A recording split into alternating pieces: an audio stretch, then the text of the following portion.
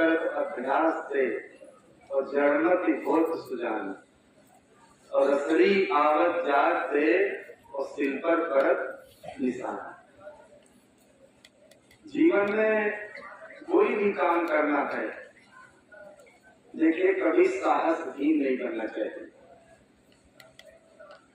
जब हम साहसहीनता हमारे अंदर आ जाती है तो देखिए एक छोटा सा काम जीवन में हम नहीं कर पाते, और बराबर साहस जब हमारे अंदर बना रहता है तो बड़ा सा बड़ा काम हम कर लेते हैं। इतनी ठंडी में हम लोग आए तो कोई बहुत ऐसा नहीं है। अभी हम महाराष्ट्र गए थे तो मुंबई की हम प्रत्यक्ष घटना आपको सुनाते हैं।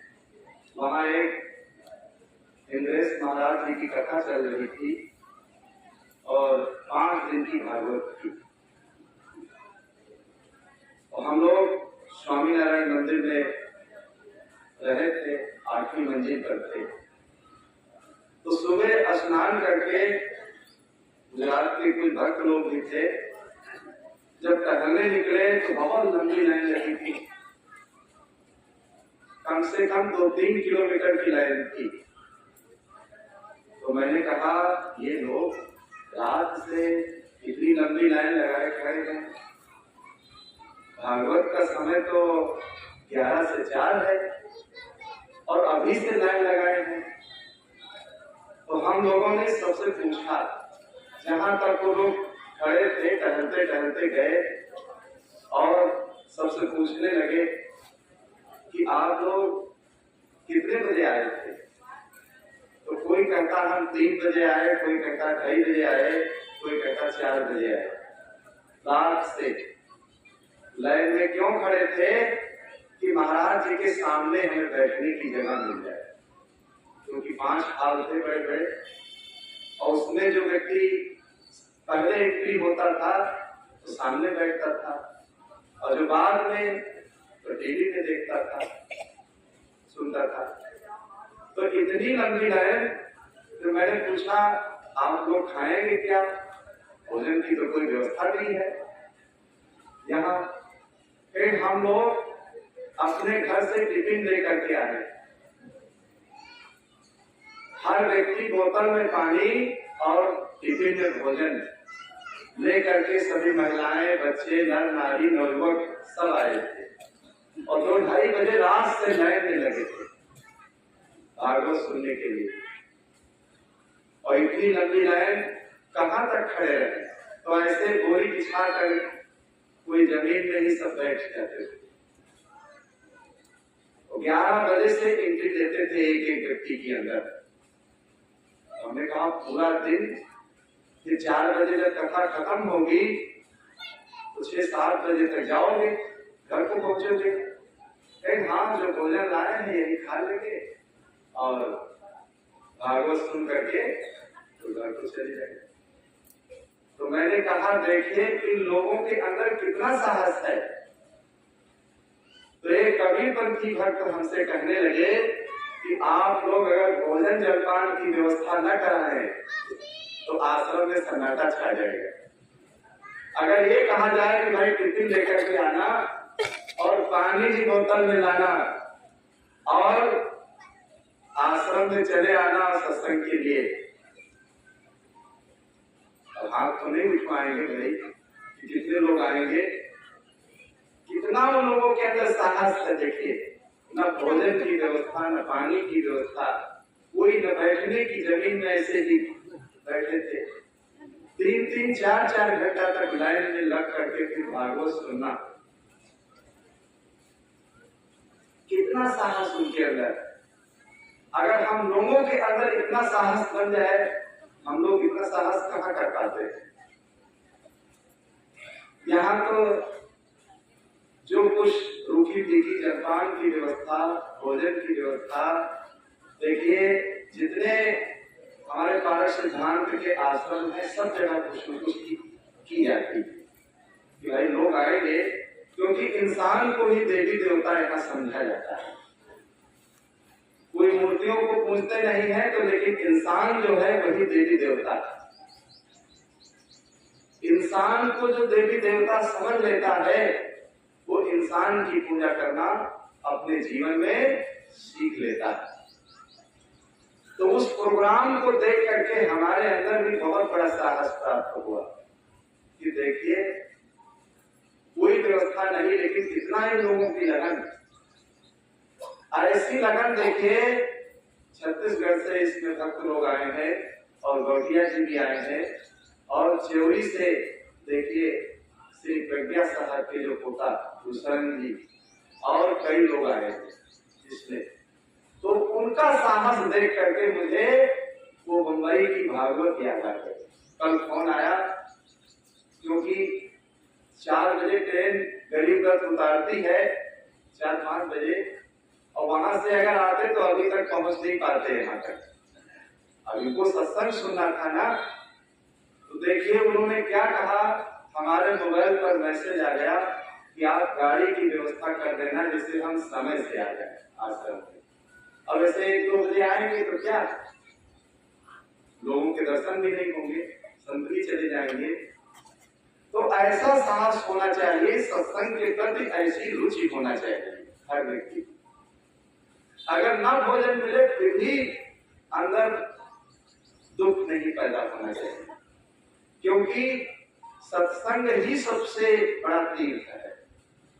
भोजन तो हम लोग रोज करते हैं, जलपान भी करते हैं, भोजन भी करते हैं, सब कुछ करते हैं, लेकिन सत्संग अगर मिल जाए, अब ये ऐसा सत्संग है जिसे श्रवण करके देखिए मनुष्य के जन्म जन्मांतर के दुख छूट जाते।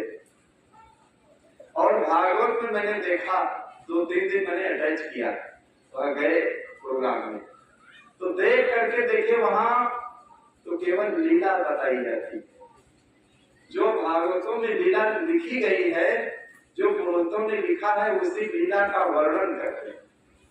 तो जिस दिन हम गए तो कृष्ण जन्म उत्सव था, तो कृष्ण जन्म उत्सव में महाराज जी ने इतना नचाया है सबको, जितने नरवर जितने नर नारी आए थे तो इतना बार बार हाथ उठा उठा करके कहते कि नृत्य करो नृत्य करो नृत्य करो।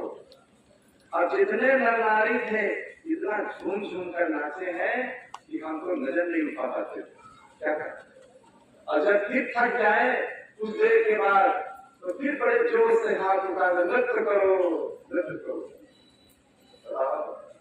अब इस नृत्य करने के लिए इतना बड़ा साहस लोगों को, 3-4 घंटा लाइन में लगना, न भोजन न जलपान, ठंडी का महीना, चलो वहां ठंडी नहीं थी लेकिन फिर भी रात में तो कुछ ठंडी लगती नहीं। स्वरूप कबीर साहब का देखिए जो ज्ञान है ये सबसे निराला, ये सबसे निराला है। देखिए यहाँ न नृत्य करना बताया जाता है, न कोई ढोंग ढकोसला करना सिखाया जाता है, न कोई मान न मानंदी, एकदम सीधा रास्ता बताया जाता है सबको। लेकिन सीधा रास्ता अधिकतर लोगों को पसंद नहीं आता। अगर घुमा करके बताया जाए कि इधर उधर घूमते घूमते आना पहाड़ पहाड़ तो व्यक्ति चला जाएगा।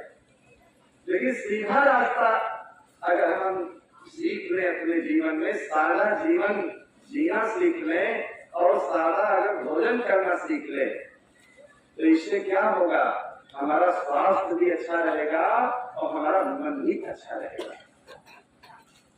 तो अपने मन को पवित्र करने के लिए यहाँ हम लोग आए कि हमारा मन कैसे पवित्र हो, हमारे विचार कैसे निर्मल हो, हमारी मानसिकता कैसे शुद्ध हो।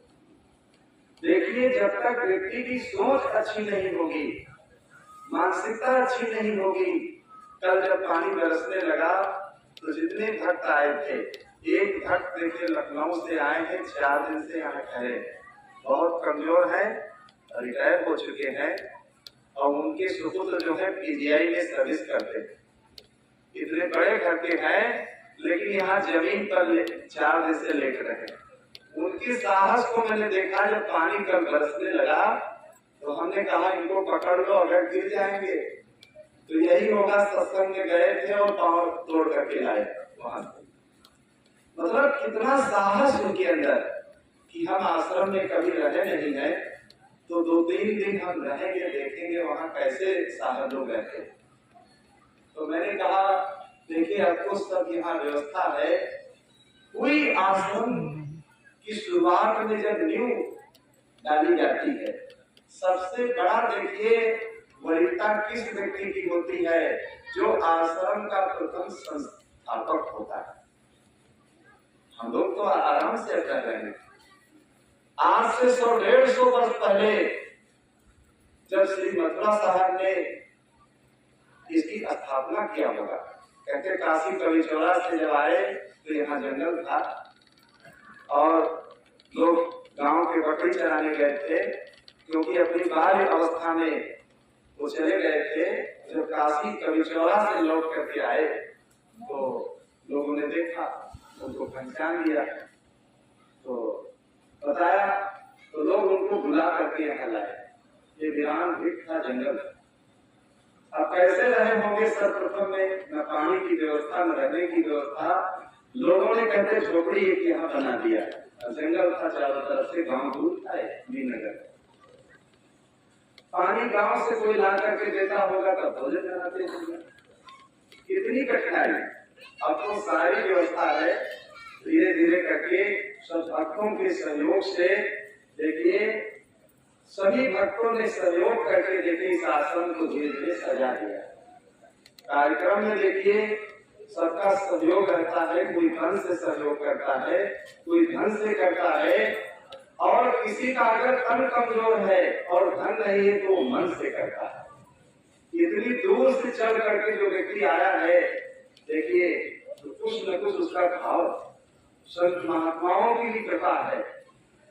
तो अंदर जब सोच अच्छी होती है तभी भावना अच्छी बनती है, तभी विचार अच्छे बनते हैं, तभी हमारे अंदर निर्मलता आती है, पवित्रता आती है।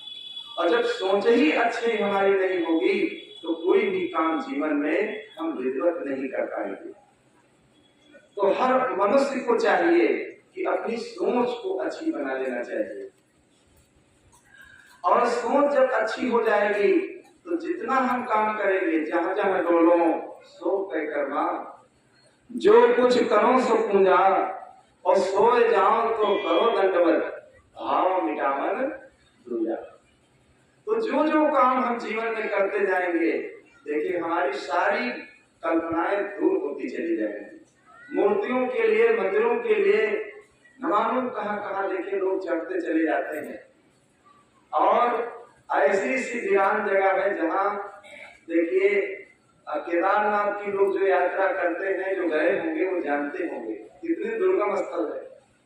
हम तो ऋषिकेश से लौट आए, कितने दुर्गम स्थल है। जब केदारनाथ में देखे आपदा आई, लखनऊ के एक भक्त गए थे, वो हमसे मिले, वो बता रहे थे कि महाराज जी कभी केदारनाथ मत जाना, यहीं से हाथ जोड़ देना। तो हमने कहा ऐसा क्यों? कहीं जब आपदा आई तो उसी आपदा में हम फंस गए। जब आपदा आई तो उसी आपदा में देखिए वो दूसरी तरफ भटक गए। तो जंगल में भटकते भटकते 1 सप्ताह लगा, उस पहाड़ से उतरते उतरते भटकते भटकते भूखों प्यासों मर गए। जब यहाँ लौट कर आए तो रोने लगे अपने बच्चों से कि बहुत बड़ी भाग थी जो हम लौट करके आ गए घर तक। कितने लोग देखिए उसी दलदल में सब समा गए, इतना बड़ा सैलाब था। तो कितना लोगों के अंदर साहस होता है, अपनी जान हथेली पर लेकर के चले जाते। तो ऐसे ही अगर हम लोगों के अंदर अच्छा साहस बनता रहे, ज्ञान की तरफ, भक्ति की तरफ, सेवा की तरफ, तो हमारा घर भी पवित्र हो सकता है और हमारा जीवन भी शुद्ध हो सकता है। हम लोग थोड़ी थोड़ी चीज पर साहस अपना खत्म कर देते हैं। इसीलिए किसी विचारक ने लिखा है कि साहस तो हिम्मत नहीं छोड़िएगा और कठिन से कठिन विघ्न को तोड़िएगा। एक लड़के की मां बीमार थी, तो हमारे पास फोन आया, तो देखिए लड़का क्या कहने लगा कि साहब जी अभी माँ जो है वो खत्म होने वाली नहीं, अभी और चलेंगी, आप ये बस सोचना कि अभी चली जाएंगी, देखो कब तक हमें भुगतना पड़ेगा। तो माता पिता की सेवा के लिए जो घर में मैया है, देखिए उनकी सेवा के लिए लोग इतना घबरा उठते हैं अगर 2-3 दिन सेवा करना पड़े। और बाहर जो मैया बैठी है देखिए उनके लिए न मालूम कहां कहां लोग चढ़ते चले जाते हैं। तो घर में जो देवियां हैं, घर में जो देवता हैं, देखिए इन देवताओं की तरफ जो अपनी नजर डालता है माता पिता। हमारे भारतीय परंपरा में देखिए 4 देवता है, मातृ देवो भव, पितृ देवो भव, आचार्य देवो भव और अतिथि देवो। माता पिता और गुरु और अतिथि का जो सम्मान कर लेता है, देखिए सारे तीर्थ उसके सफल हो जाते हैं। और इन 4 का जो सम्मान नहीं कर पाता है तो देखिए पूरा जीवन उसका बेकार हो जाता है। तो आज घरों घरों में देखिए यही सब समस्याएं पैदा है। लोग तीर्थ करने चले जाएंगे, मूर्तियों को पूजने चले जाएंगे और न मालूम क्या क्या कर लेंगे, व्रत रह लेंगे, पूजा कर लेंगे, उपवास रह लेंगे, लेकिन अगर सेवा करना बताया जाए तो सेवा नहीं करता है। तो सेवा ही देखिए अगर जन्नत जाने का कोई दुनिया में साधन है सबसे बड़ा तो सेवा ही। इस सेवा का अंग जो जीवन में अपना लेता है देखिए उसका जीवन धन्य धन्य हो जाता है। हनुमान जी कौन थे? लोग हनुमान जी की पूजा करते हैं, मंदिर बनाते हैं, लेकिन हनुमान जी राम के सेवक थे, हनुमान जी राम के पुजारी थे। कोई भी आप चित्र देखेंगे तो हनुमान जी देखिए नीचे बैठे हुए, राम के चरणों में बैठे हुए हैं हनुमान जी। तो हनुमान जी सेवक होने के नाते आज भारत में जितने राम के मंदिर आपको मिलेंगे और उससे ज्यादा हनुमान के मंदिर मिलेंगे। क्यों? सेवक का पद देखिए ऊंचा होता है। इसलिए हर मनुष्य को चाहिए कि सत्संग करके, सत्संग में यही यहाँ सीख दी जाती है कि भाई हिल मिल के रहो, हिल मिल के रहो तो जन्नत है, हिल मिल के रहो तो जन्नत है, दुविधा में रहो तो दोजख है, दुविधा में रहो तो दोजख है। और जब जन्नत अपने हाथ में है, जब जन्नत अपने हाथ में है, दोजख में पड़ना ठीक नहीं, दोजख में पड़ना ठीक नहीं। तो हिल मिल के अगर हम रहते हैं तो हमारा घर क्या बन जाता है? जन्नत बन जाता है। अगर सेवा का भाव हमारे अंदर आ जाता है तो हमारा जीवन देखिए हनुमान के स्वरूप हो जाता है। जो जीवन में सेवा करता है देखिए हनुमान जी के जीवन से, हनुमान की आप पूजा चाहे मत करें लेकिन हनुमान जी के जीवन से ये सीख जरूर ले लें कि हम सेवा करना सीख लें। कोई व्यक्ति हो उसकी सेवा करना अगर हमारे अंदर आ गया है, सेवा का भाव अगर आ गया है तो जरूर हमारे जीवन में परिवर्तन आएगा, सुधार आएगा और अच्छे विचार भी हमारे अंदर आएंगे। तो ऐसे आयोजन देखिए इसी उद्देश्य को लेकर किए जाते हैं कि सबके अंदर एक ऐसी जागृति पैदा हो जाए, एक ऐसी रोशनी आ जाए, सबके अंदर एक नया जोश पैदा हो जाए, एक जुनून आ जाए। अगर कभी हम संतों के यहाँ न जाए, संतों के पास न मिले तो देखिए कितनी भी भक्ति हो तो धीरे धीरे हमारी भक्ति ठंडी हो जाएगी। साइकिल में जैसे लोग हवा देते हैं और घड़ी में जैसे फूंक भरते, घड़ी में बराबर देखिए जब फूंक भरते रहते हैं, जब फूंक भरते हैं तो घड़ी बराबर देखिए समय बताती रहती। तो इसी प्रकार हम लोग अपने जीवन में सत्संग करके अपने जीवन में कूक भरते जाएं, और जब अच्छी कूक हम भरते जाएंगे तो हमारे जीवन से अच्छी क्रियाएं होंगी और हमारे तन मन धन तीनों चीजों का कल्याण होगा। लेकिन आज हम लोग कर क्या रहे हैं? धन का भी दुरुपयोग कर रहे हैं और तन का भी, समय का भी दुरुपयोग कर रहे हैं और जीवन का भी दुरुपयोग कर रहे हैं। तो अगर इन तीनों चीजों का सदुपयोग करना हम सीख लें तो जरूर हमारा जीवन देखिए धन्य धन्य हो सकता है और बहुत भाग्य से जीवन मिला हुआ है। इसीलिए सुदुर्लभ ये जीवन बताया गया है। तो ऐसा जीवन और अवसर ये बार बार मिलने वाला नहीं जो आज मिला हुआ। इस अवसर से जो व्यक्ति चूक जाता है, देखिए उसे पश्चाताप करना पड़ता है। तो अवसर की पहचान रखना चाहिए और जीवन को अपने सही दिशा की तरफ ले जाने के लिए बार बार प्रयत्न करते रहना चाहिए कि हमारे धन से मन से कोई गलत काम न होने पाए। गलत क्रियाएं ही देखिए मनुष्य के अंदर गलत संस्कार बना देती है और जब गलत संस्कार बन जाते हैं तभी हमारा जीवन देखिए बेकार हो जाता है। कितना ये सुंदर जीवन है, लेकिन ऐसे सुंदर जीवन को हम लोग देखिए गंवा देते हैं, बेकार कर देते हैं। यही हमारी अज्ञानता है। तो सुन करके